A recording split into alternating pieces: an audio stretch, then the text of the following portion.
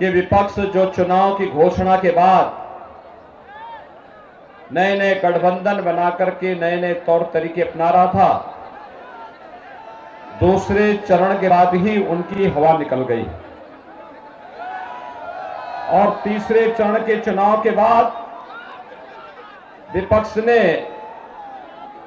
तमाम नेताओं ने विदेश भागने के लिए अपनी टिकट बुकिंग करने शुरू कर दी है। और जब 6 चरणों के चुनाव हो चुके हैं तो भाइयों बहनों मैं कह सकता हूं कि 6 चरणों के चुनाव के रुझान बताते हैं कि भारतीय जनता पार्टी 350 से अधिक सीटों पर आगे चल रही है।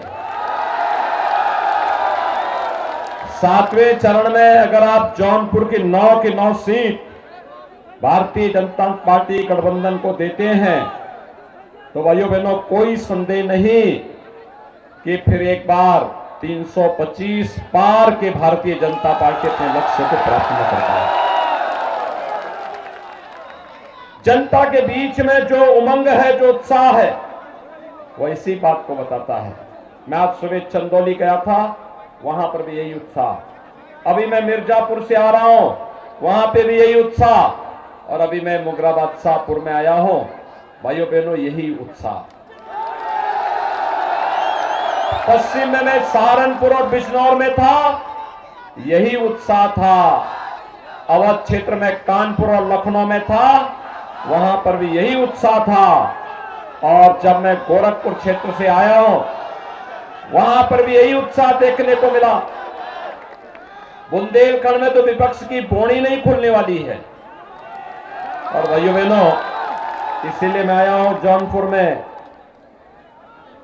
कि जौनपुर मुगराबाद शाहपुर में अगर विगत वर्ष 2017 में आपने गलती नहीं की होती ना, तो आपके यहां यह आरोप भी नहीं लगता कि यहां के द्वारा चुना गया विधायक दल बदल करके दूसरे दल में भाग गया। और वे भागे इसलिए होंगे क्योंकि सही बोल रहा हूं ना। और इसीलिए तो अब फिर नाम रूप बदल करके लोग जनता के बीच में जाएंगे, लेकिन जनता उनसे ज्यादा परिपक्व है। और मैं इसीलिए आपके पास आया हूं भाइयों बहनों।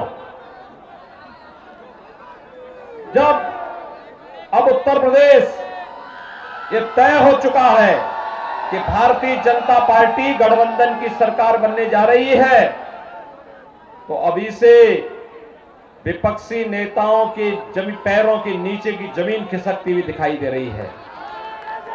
जो धमकीबाज खड़े हुए थे, जो दंगाई, जो माफिया 4.5 वर्षों तक दुबके हुए थे और चुनाव की आहट के बाद फिर से बिलबिलाने लग गए थे, उनको मालूम है 10 तारीख के बाद फिर क्या होने जा रहा है।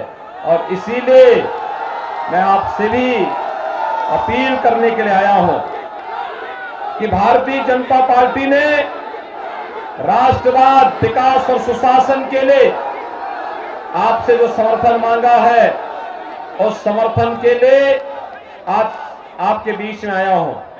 भाइयों बहनों मैं आपसे पूछना चाहता हूं, मुगराबाद शाहपुर के आप सभी भाइयों बहनों से, क्या 2017 के पहले आपको बिजली मिल पाती थी? क्या आती थी? क्या? दोनों हाथ ला करके बोलने में कोई संकोच नहीं। आती थी तो बोलो, नहीं आती थी तो नाम माना करो। बिजली आती थी 2017 के बाद? आ रही है ना? बिजली कोई भेदभाव तो नहीं कर रही है ना? यानी बिजली की कोई जाति और मजहब तो नहीं है ना? पर्व और त्योहारों में भी नहीं है ना? क्योंकि प्रधानमंत्री मोदी जी ने नारा दिया था सबका साथ और सबके विकास का। हमने बिजली में किया है सबको बिजली, पर्याप्त बिजली, सबको बिजली। और कोरोना कालखंड में आपने एक बात देखा होगा भाइयों बहनों, फ्री में टेस्ट, फ्री में उपचार, फ्री में वैक्सीन। कितने लोगों ने वैक्सीन ले ली है?